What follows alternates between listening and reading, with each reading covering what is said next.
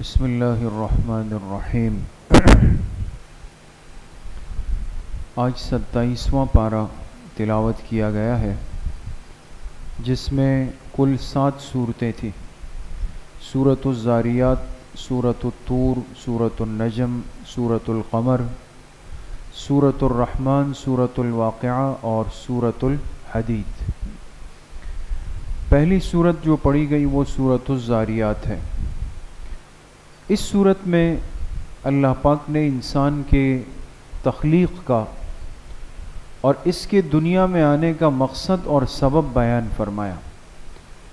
اس میں تو کوئی شک نہیں ہو سکتا کہ اتنا بڑا نظام اللہ پاک نے جو قائم فرمایا ہے اور اتنی بڑی دنیا بنی ہے اور اس میں کتنے انسانوں کو اللہ نے پیدا فرمایا ہے اور بسایا ہے، تو اس سارے نظام کے پیچھے یقیناً اللہ پاک کا کوئی عظیم مقصد ہے۔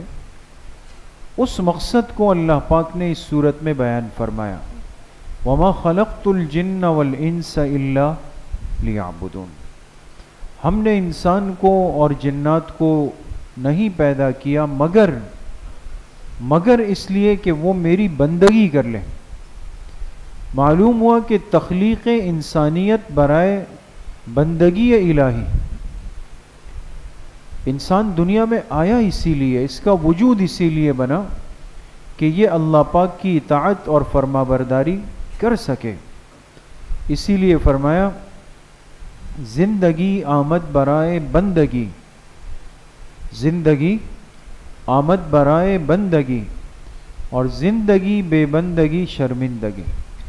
انسان کو جو زندگی دی گئی یہ اسی لیے کہ یہ بندگی کر لے، اطاعت کر لے، اور جو زندگی بغیر بندگی کے گزر جائے تو وہ تو شرمندگی ہے، اس پہ تو قیامت کے دن سوائے شرم کے اور کچھ بھی نہیں ہے۔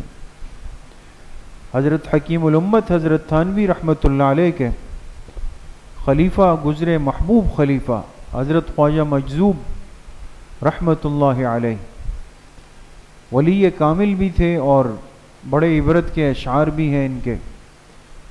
وہ فرماتے ہیں تو برائے بندگی ہے یاد رکھ، تو برائے بندگی ہے یاد رکھ، ورنہ سر افگندگی ہے یاد رکھ، ایک دن مرنا ہے آخر موت ہے، کر لے جو کرنا ہے آخر موت ہے۔ فرماتے ہیں انسان تو برائے بندگی ہے، اللہ کی اطاعت کے لیے آیا، اگر تو اس سے ہٹ گیا تو پھر سمجھ جا کہ سوائے گندگی کے اور تیری زندگی میں کچھ بھی نہیں، اور کہاں تک انسان زندہ رہے گا۔ ایک دن مرنا ہے آخر موت ہے، کر لے جو کرنا ہے آخر موت ہے۔ دوسری صورت سورہ طور ہے۔ اس صورت کے اندر اللہ پاک نے اس امت کے ساتھ اپنے فضل و احسان کے معاملے کو ذکر فرمایا۔ قیامت کے دن ایک صاحب ایمان بندہ جس نے اپنی زندگی تقوی اور طہارت کے ساتھ گزاری ہو، اللہ کو راضی کیا ہو، اسے قیامت کے دن اللہ پاک اپنے فضل سے جنت کے عالی مرتبے پہ نواز دیں گے، یہ وہاں چلا جائے۔ لیکن چونکہ انسان اس دنیا میں ایک وقت گزار کے گیا، اور دنیا میں جتنا بھی وقت گزرا ہے یہ رشتوں کے ساتھ جڑا ہوا ہے، دوست ہے نا، رشتے ہیں، ماں باپ ہے، بہن بھائی ہے، اولاد ہے، بیوی ہے، رشتہ دار ہے، ان سارے رشتوں کے ساتھ ایک وقت گزرتا ہے انسان کا۔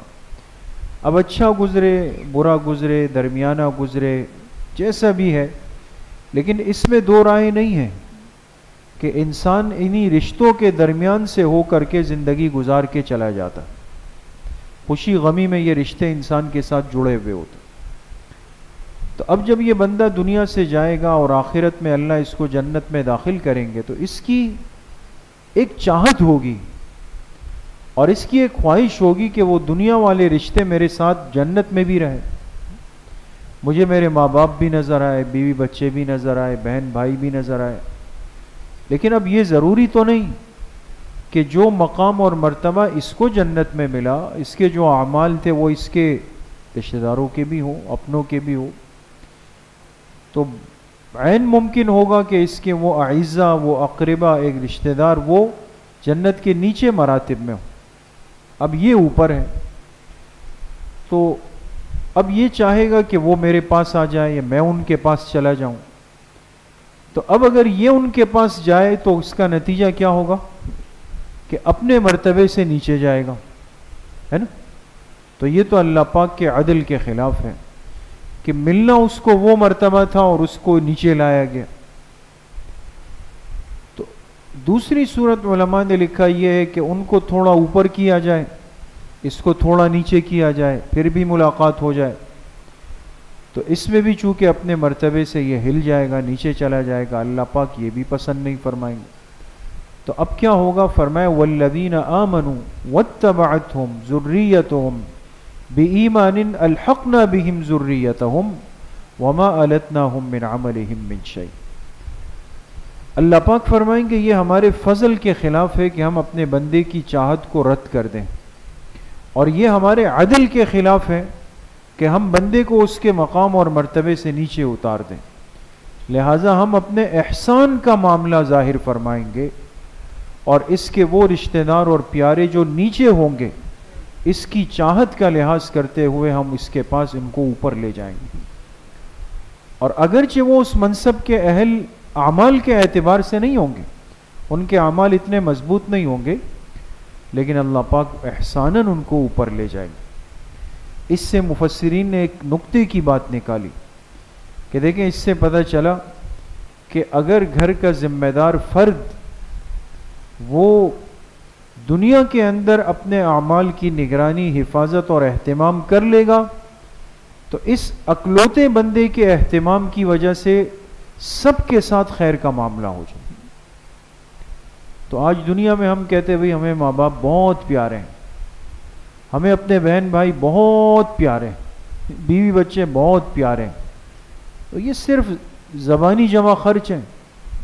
اگر واقعتاً پیارے ہیں تو یہ تو آخرت میں بھی ہمیں پیارے ہونے چاہیے. لہٰذا ہم اپنے اعمال اتنے خوبصورت بنائیں اور اللہ کو اتنا راضی کر کے دنیا سے جائیں کہ یہ پیارے دنیا کے آخرت میں بھی ہمارے پاس آ جائیں. تیسری صورت سورۃ النجم ہے. اس صورت میں اللہ پاک نے ایک غلط تصور اور ایک غلط نظریے کی نفی فرمائی. زمانہ جاہلیت کے اندر ایک سوچ چل رہی تھی کہ کوئی شخص دوسرے کے ساتھ اگر تعلق جوڑتا تو وہ اس سے یہ کہتا کہ تم میرے ساتھ میرے اس کام میں شریک ہو جاؤ. اب وہ کام غلط ہوتا، ناجائز ہوتا، کسی کی حق تلفی پر مشتمل ہوتا، تو وہ اس سے کہتا کہ تم آخرت کی فکر نہ کرو، آخرت میں اگر تمہیں یہ خطرہ ہے، یہ خوف ہے کہ بھئی مجھے پکڑا جائے گا، سزا ملے گی، وہ مجھ پہ ڈال دو، وہ میں دیکھ لوں گا آخرت کے معاملے کو.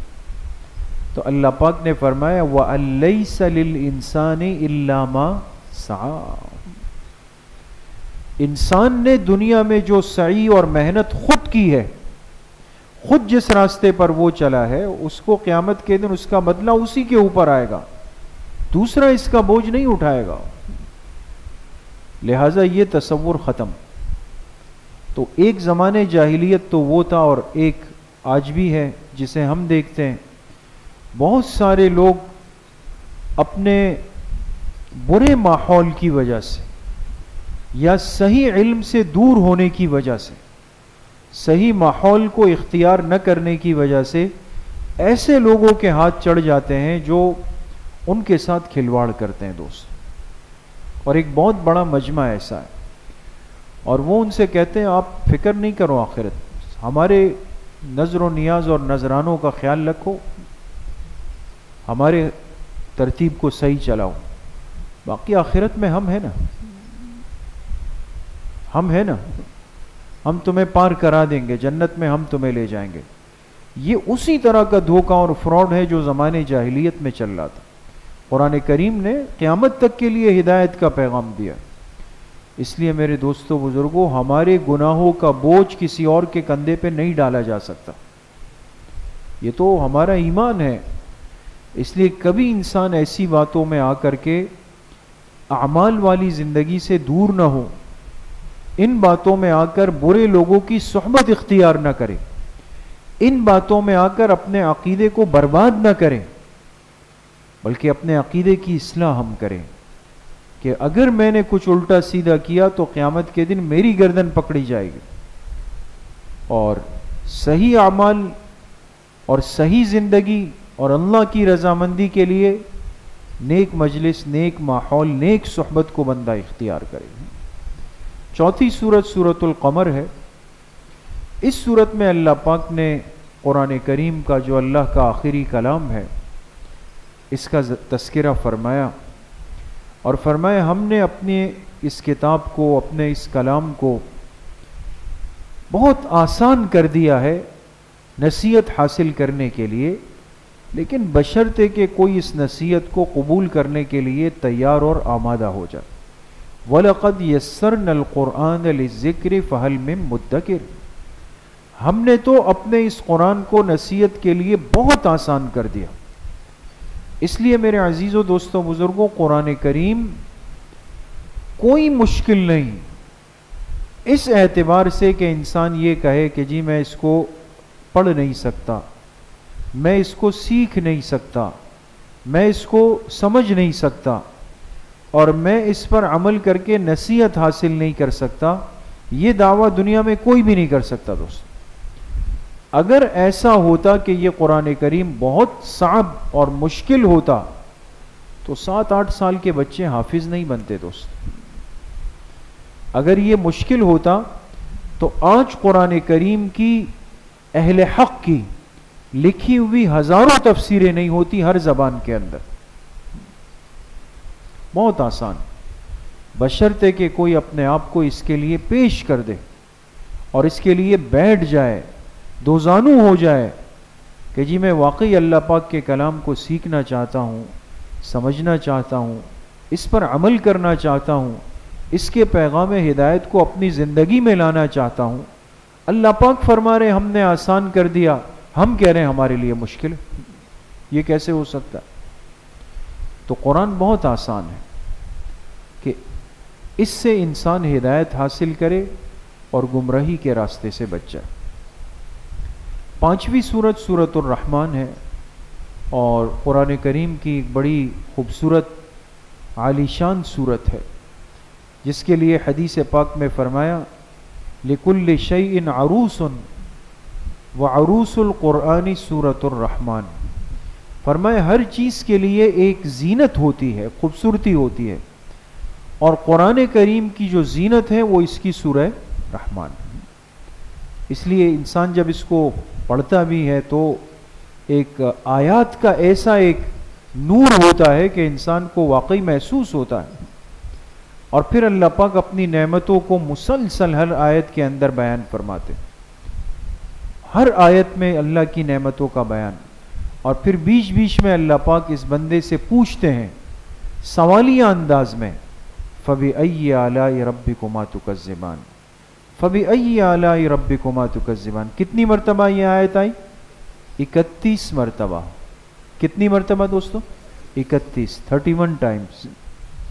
31 مرتبہ اس آیت کو لوٹایا، دہرایا گیا۔ اللہ بار بار پوچھتے ہیں کہ اس بندے کے دل میں میری نعمتوں کا استحضار ہو جائے، اسے پتہ چل جائے کہ میں نے اس پر دنیا میں کتنی نعمتوں کی بارش برسائی۔ اس کے بعد سورۃ الواقعہ ہے، اور یہ قرآن کریم کی بڑی عالی شان، عظیم الشان برکتوں والی سورت ہے، اور اس سورت کی ایک خاص فضیلت جو احادیث میں بیان کی گئی کہ جو بندہ اس کو ہر رات تلاوت کرتا ہے، یعنی اپنے روزانہ کے معمولات میں سورۃ الواقعہ کی تلاوت کو شامل کرے گا تو کبھی بھی رزق کی تنگی میں مبتلا نہیں ہوگا، اس کے رزق کو کشادہ کر دیا جائے گا۔ تو صحابہ اکرام رضوان اللہ علیہم اجمعین سے لے کر اور آج تک کی امت کے اندر اس پر تعامل چلا ہوا آ رہا ہے کہ اس کی تلاوت روزانہ کی بنیاد پر ہو، اور یہ بات جیسے بار بار عرض ہو رہی ہے کہ آج ہمارا ایک بڑا مسئلہ ہے، ہر آدمی بیچارہ اس کے لیے پریشان بھی ہوتا ہے کہ بھئی کاروبار میں رکاوٹ ہے، روزگار میں تنگی ہے، معاملات ہے، مسائل ہیں، اس کے لیے ہم بہت کچھ کرتے ہیں. یہ وہ وظیفہ ہے دوستو جو قرآن سے ملتا ہے. یہ قرآن کا وظیفہ ہے جو احادیث کے ذریعے سے امت کو دیا گیا. تو ہم ان چیزوں کو آج اختیار کرنے میں سستی کرتے ہیں. اور اگر کوئی ہمیں بتا بھی دے کہ بھئی سورہ واقعہ پڑھ لے تو زیادہ ایسی ذہنی مناسبت نہیں جوڑتی. انسان چاہتا ہے کوئی ہمیں ایسے ایک تعویذ سا مل جائے, کچھ الگ سی چیز مل جائے نا. یہ ایک ذہن بن چکا ہے. یہ قرآن کے وظائف ہیں جو حدیث میں بیان کیے گئے, تو اس میں کیا شک ہو سکتا ہے. تو بھئی سورۃ الواقعہ کی پابندی کا مزاج ہر گھر کے اندر بنے. اس سے رزق میں برکت بھی پیدا ہوتی ہے, روزگار کی رکاوٹیں ختم ہو جاتی ہے. اور اس کے ساتھ ساتھ ہمارے بزرگوں نے یہ بات بھی لکھی ہے کہ اگر کوئی شخص اپنی اولاد کے رشتوں کے لیے پریشان ہو, آج یہ بھی بعض دفعہ ہوتا ہے نا, بچوں اور بچیوں کے رشتوں کے مسائل, خاص طور پہ جو ہماری بچیاں ہوتی ہے, وہ ذرا عمر بڑھنے لگے تو ماں باپ کی فکر بھی بڑھتی ہے, اور بڑھنی چاہیے کہ وقت پہ جوڑ کے رشتے مل جائے, صحیح اچھے رشتے ہو جائے. یہ تو ہر ایک چاہتا ہے. تو اس کے لیے بھی علماء نے لکھا ہے, اور یہ بہت مجرب ہے, کہ سورۃ الواقعہ اور اس کے ساتھ سورہ طارق ہے نا آخری پارے میں, والسماء والطارق. سورۃ الواقعہ اور سورہ والسماء والطارق اگر کوئی شخص اس کو صبح اور شام ایک ایک مرتبہ دونوں صورتیں پڑھے گا تو اللہ پاک خیر کے رشتوں کی آسانی فرما دیتے. ٹھیک ہے نا دوستو, تو اس کا بھی اہتمام رکھے. اور اس صورت میں اللہ پاک نے فرمایا کہ یہ بڑی عظمت والی کتاب ہے, لا یمسہ الا المطہرون. اتنی عظمت ہم نے اس کتاب کو دی ہے کہ اس کو کوئی چھو نہیں سکتا, ہاتھ نہیں لگا سکتا, جب تک کہ وہ بندہ کس حالت میں نہ ہو, طہارت کی حالت. اس لیے بے وضو آدمی قرآن کی زبانی تلاوت کر سکتا ہے, لیکن قرآن کو ہاتھ لگا سکتا ہے؟ نہیں لگا سکتا. بے وضو آدمی قرآن کو نہیں ہاتھ لگا سکتا. یہاں تک کہ قرآن کی جو جلد ہے, جو لگے ہوئے گتے, اس کو بھی نہیں لگا سکتا. وہ قرآن کے حکم میں آ چکے ہوتے ہیں. اور جس کو جنابت لاحق ہو, یعنی جس پر غسل فرض ہو جائے, تو وہ ہاتھ بھی نہیں لگا سکتا اور وہ زبانی تلاوت بھی نہیں کر سکتا. دوستو, جس پر غسل فرض ہو وہ پہلے غسل بنائے گا, اس کے بعد وہ قرآن کی تلاوت کر سکے گا اور قرآن کو ہاتھ لگا سکے گا. 7ویں اور آخری سورت اس پارے کی جو ہے وہ سورۃ الحدید ہے. اس سورت میں اللہ پاک نے انسان کی کل زندگی کو, جتنی زندگی ہے, اس کو خلاصہ 4 مرحلوں میں ذکر کیا. خود اللہ پاک بھی اپنے کلام کے اندر انسان کو بات خلاصے میں سمجھا دیتے. تو اب زندگی تو 50 سال 60 سال 70 سال اتنی ہوتی ہے, لیکن اللہ پاک نے فرمایا اس کے جو مراحل ہے وہ 4 مرحلے ہیں. اعلموا انما الحیات الدنیا لعب ولہو وزینۃ وتفاخر بینکم وتکاثر فی الاموال والاولاد. زندگی کا جو پہلا مرحلہ ہے یہ لہو و لعب ہے, یہ جس کو بچپنا کہتے ہیں, لہو و لعب. بچپن میں بچے کی کل سوچ کیا ہے دوستو؟ کھیل کود اور تماشا ہے, کہ بھئی کھلونا ہو اور یہ ہو اور یہ ہو, یہ مل جائے. اگر کوئی اس سے لے لے تو انسان کہتا ہے کہ بس سب کچھ جو ہے وہ ختم ہو گیا. میں نے غالباً پہلے بھی عرض کیا, ہمارے حضرت شیخ الاسلام مفتی محمد تقی عثمانی صاحب زیدہ مجدہم نے ایک جگہ پر اپنا واقعہ لکھا ہے کہ ہم بچپن میں دیوبند میں, یہ حضرات دیوبند کے ہیں, بچپن میں میں بچوں کے ساتھ کھیل رہا تھا دیوبند میں. تو بچوں میں ایک کھیل ہوتا تھا, ایک سرکنڈے ہوتے تھے, کوئی لکڑی کے ٹکڑے ہوں گے, کوئی چیز ہوگی اس طرح. تو وہ ہر بچے کے پاس ہوتی تھی اور وہ اس کو اوپر سے نیچے کی طرف ایسے لڑکاتا تھا. تو ایک حد ہوتی تھی, ایک لمٹ, کہ وہاں تک آپ کا سرکنڈا پہنچ جائے. اگر نہیں پہنچا تو آپ سے ایک لے لیا جاتا تھا, پھر دوسرا, اگر وہ بھی نہیں پہنچا تو وہ بھی. حضرت فرماتے وہ بچے بڑے تیز تھے, میں کم عمر تھا, تو جب میری باری آئی تو میرے ایک ایک کر کے سارے سرکنڈے ان بچوں نے لے لیے, چلے گئے مجھ سے. تو حضرت شیخ الاسلام صاحب نے لکھا ہے کہ اس دن مجھے ایسا لگا کہ میری دنیا ختم ہو گئی, مجھ سے سب کچھ چلا گیا. بچپن تھا نا, تو فرماتے ہیں آج میں سوچتا ہوں تو مجھے لگتا ہے کتنی بیوقوفی تھی، وہ کیا چیز تھی؟ لکڑی کے ٹکڑے تھے. تو بچپن کی زندگی تو کھیل تماشے کے اندر ہے کہ وہی ہمارے لیے سب کچھ ہوتا ہے. وزینتن، پھر لڑکپن آتا ہے. اب لڑکپن کے اندر ساری چیزیں کیا ہوتی ہے؟ زیب و زینت. آپ دیکھ لیں ہمارے یہ جو نوجوان بچے نوجوانی کی طرف جا رہے ہیں اور بچپن سے نکل گئے، ان کی کل کائنات زیب و زینت ہوتی. بال بنا رہے ہیں، کبھی اس طرف بنا رہے، پھر دیکھتے ہیں کوئی نیا اسٹائل آ گیا اس کی طرف چلے جاتے ہیں.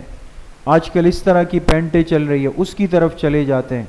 جیب میں پین یہاں رکھنا ہے تو یہاں رکھ دیا، پیچھے لٹکانا ہے تو وہاں لٹکا دیا، چشمے یہاں لٹکانے وہاں لٹکا دیے. لیکن یہ وہ مرحلہ ہوتا ہے. وَتَفَاخُرٌ بَيْنَكُمْ. پھر تیسرا سٹیپ آتا ہے جو جوانی کا ہوتا ہے. اس میں پھر سارا تقابل شروع ہو جاتا ہے، ایک دوسرے پہ فخر کرنے کا. کہتے یہ اس برانڈ کا ہے، ہم اس خاندان کے ہیں، ہمارا گھر وہاں پر ہے، ہماری زمینیں وہاں پر بھی ہے، ہمارے دادا نے وہاں سے ہجرت کی تھی، ہم خاندانی طور پر فلاں کی اولاد میں سے. اب فخر و مباحات کا مقابلہ شروع ہو جاتا ہے. اور پھر وَتَكَاثُرٌ فِي الْأَمْوَالِ وَالْأَوْلَادِ. پھر جب بڑھاپے میں آ گئے تو پھر سب چیزوں کا خلاصہ یہ ہوتا ہے کہ اب مال و اولاد کی گنتی ہے کہ بھئی مال کس طریقے سے ذرا بچا لیں، اور اولاد کتنی ہے اور کیا کر رہی ہے اور کیا کیا کما رہی ہے اور کیا کچھ کر رہی ہے. تو کل زندگی کے سسٹم کا سرکل دوستو یہ ہے. یہ چار چیزیں اللہ نے بیان کر کے فرمایا کہ یہ ایسا ہے جیسے ایک کسان آتا ہے، وہ زمین میں فصل اگاتا ہے، اس کو پانی دیتا ہے، بیج ڈالتا ہے، کچھ دنوں کے بعد وہ اس کا پودا نکل آتا ہے. پودا نکلنے کے کچھ عرصے کے بعد وہ پودا ایک خوشہ بن جاتا ہے، پھر اس پہ اناج آ جاتا ہے، اور پھر اگر اس کو وقت پہ نہیں اتارا تو کچھ دنوں کے بعد وہ بالکل زرد ہو کے ختم ہو کے مٹی میں مل جاتا. تو انسان کا سفر شروع ہوا بیج سے، اور بالآخر یہ جا کے زرد ہو کے قبر کی مٹی کا حصہ بن جاتا ہے. تو زندگی مختصر ہے دوستو، لمبی نہیں، لیکن اگر بامقصد بنا لی جیسے آج کے خلاصے کی پہلی بات ہے تو کم زندگی انسان کو بڑی عزت آخرت کی دے سکتی. اللہ پاک صحیح عمل کی توفیق نصیب فرمائے.